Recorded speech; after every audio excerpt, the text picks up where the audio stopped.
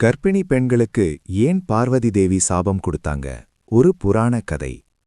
இந்த கதைக்கு பல பிராந்தியங்களில் பலவிதமான உரைகள் இருக்கின்றன. அவற்றில் பிரபலமான ஒரு நாட்டுப்புற புராணக் கதை இதுதான். ஒரு காலத்தில் பார்வதி தேவி தன் கணவரான சிவபெருமானுடன் கைலாயத்தில் ஆனந்தமாக வாழ்ந்து கொண்டிருந்தார்.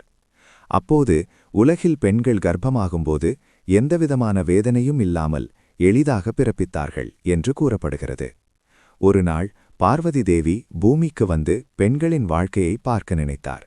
அப்போது சில கர்ப்பிணி பெண்கள் தங்கள் கர்ப்பத்தை அலட்சியமாக பார்த்து உடல் நலத்தை கவனிக்காமல் இது எளிதான விஷயம் என்று பேசிக் கொண்டிருப்பதை அவர் கேட்டார்.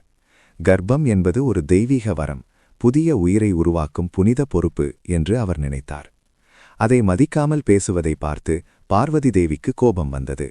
இனி பெண்கள் கர்ப்பத்தின் மகத்துவத்தை உணர வேண்டும், ஒரு உயிரை உருவாக்கும் எவ்வளவு பெரிய தியாகம் என்பதை புரிந்து கொள்ள வேண்டும் என்று கூறி பிறப்பு வேதனையுடன் அமையட்டும் என்று சாபம் கொடுத்தார் என்று சொல்லப்படுகிறது. அந்த சாபத்தினால் பெண்களுக்கு பிரசவ வேதனை ஏற்பட்டது. ஆனால் அதே நேரத்தில் பார்வதி தேவி மனம் உருகி, இந்த வேதனையை தாங்கும் ஒவ்வொரு தாயும் என் சக்தியை பெறுவாள், அவள் தெய்வத்துக்கு சமமானவள் என்று ஆசீர்வதித்தார். அதனால்தான் தாய்மை மிக உயர்ந்ததாக கருதப்படுகிறது. ஒரு தாய் குழந்தையை பெற்றெடுக்கும்போது அனுபவிக்கும் வேதனை அவளது அன்பின் ஆழத்தை வெளிப்படுத்துகிறது என்பதை இந்த கதையின் கருத்து.